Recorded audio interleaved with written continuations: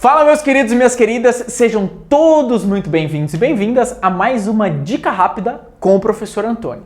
E essa, pessoal, é a dica mais rápida do Oeste.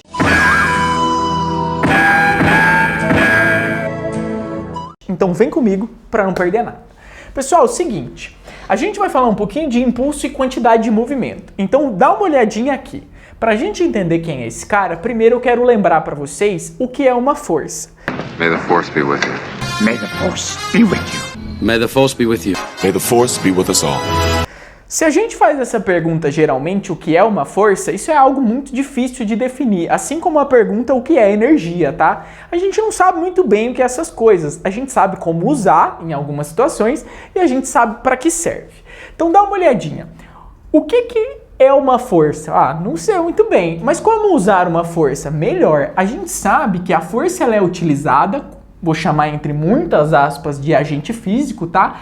Ela é capaz de alterar o estado de movimento de um corpo. E aí eu vou parar e vou pensar com vocês o seguinte, ó. O que vem a ser, então, esse estado de movimento? Estado de movimento é o que a gente vai chamar o quê? De quantidade de movimento, que tá aqui, ó. Então, a quantidade de movimento ou estado de movimento de um corpo é uma grandeza dada pelo produto, tá? Da massa pela velocidade. Tem lugares, alguns materiais, que vocês vão encontrar a quantidade de movimento, ao invés da letra Q maiúscula, como a letra P, tá? Então pode ser também, pode aparecer a letrinha P de quantidade de movimento, geralmente um P minúsculo. O que é importante lembrar, essa é uma grandeza física de natureza vetorial, tá? Então a quantidade de movimento, ela é vetorial, porque a velocidade também é vetorial. Só lembrando, unidade de medida desse cara, para você, caso apareça, tá? Ó, quilograma vezes metro dividido por segundo. Parece meio estranho, mas é aquele cara, tá? Outra coisa importante chamar a atenção para vocês dentro disso aqui é o seguinte, eu sei que ela é um agente físico, tá? Vai alterar o estado de movimento. E aí eu vou chamar a atenção para vocês para a palavra alterar. Quando é que uma força vai alterar o estado de movimento? Quando ela gerar para a gente o que está aqui embaixo, que a gente vai chamar de impulso, que também é uma grandeza física vetorial. Ou seja, aqui ele está deixando claro para a gente que uma força ela gera impulso quando ela fica agindo um determinado tempo no corpo. Se você pegar um corpo e aplicar nele uma força durante um intervalo de tempo de 1 segundo, você vai dar um impulso para ele e vai dar a quantidade de movimento de certa maneira. Se você aplicar a mesma força por 10 segundos, aumenta-se o impulso e, consequentemente, a quantidade de movimento que você deu ou que você retirou, tá? Nem sempre vai ser usado para dar quantidade de movimento. Pode retirar, desde que altere. Beleza. Entendemos esse cara, entendemos que o impulso também é uma grandeza física de natureza vetorial.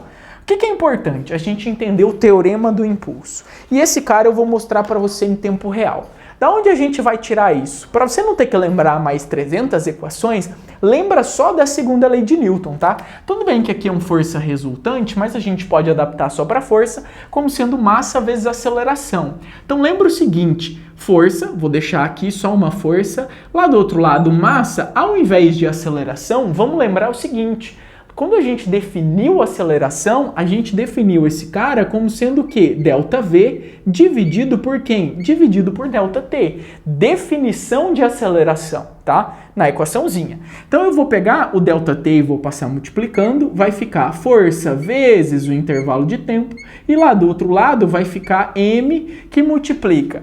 Delta é variação, então ao invés de ΔV, que é o cara que ficou, eu posso escrever quem? V menos V0, tá lá. Variação sempre final menos inicial. E eu posso fazer a distributiva desse cara aqui, ó, para ficar mais bonitinho pra gente. Então, ó, vou abrir aqui, vou abrir aquele cara lá.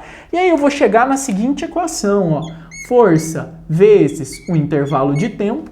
Isso aqui vai ser igual a m vezes v menos m vezes v0.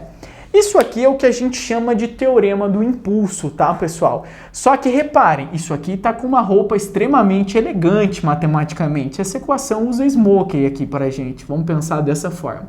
O que a gente não pode esquecer, que tudo isso aqui são grandezas, algumas desses caras, né, não tudo, a massa não, mas ó, a força é a grandeza vetorial e as duas velocidades também são grandezas o quê? São grandezas de natureza vetorial. Tá lá pra gente. Massa e tempo são grandezas escalares.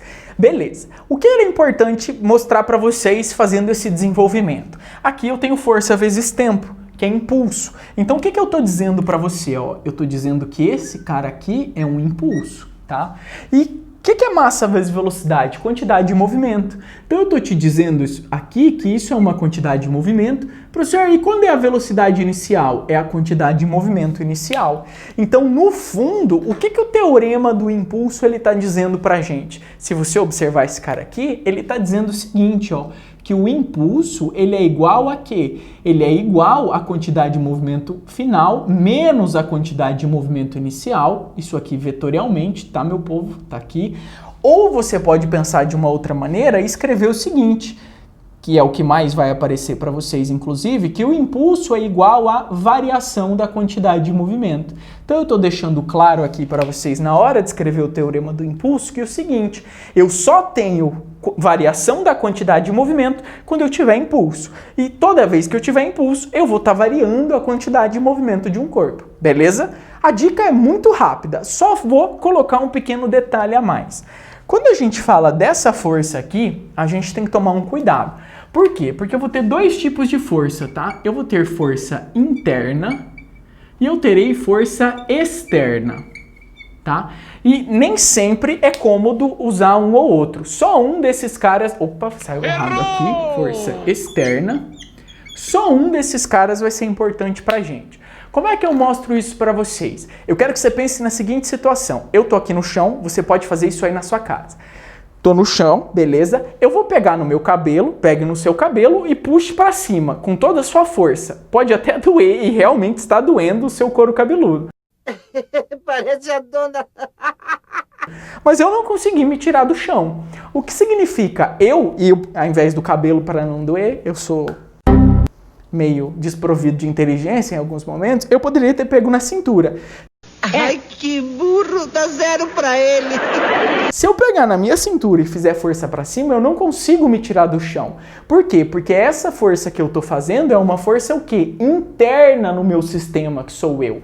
Então, eu preciso tomar cuidado toda vez que a gente for brincar aqui de força, que para gerar impulso, eu quero uma classe de força, uma força externa, uma força que alguém aplique em mim. Se outra pessoa vier aqui e aplicar a força em mim, ela pode conseguir me tirar do chão. Eu mesmo não consigo isso. Entendemos então quem é quantidade de movimento, quem é impulso, entendemos então um pouquinho sobre essa situação de força interna e externa, e entendemos que da segunda lei de Newton a gente pode tirar o teorema do impulso. Muito bonito dessa maneira, mas geralmente conhecido pelo pessoal dessa maneira aqui. Beleza? Então essa foi mais uma dica rápida.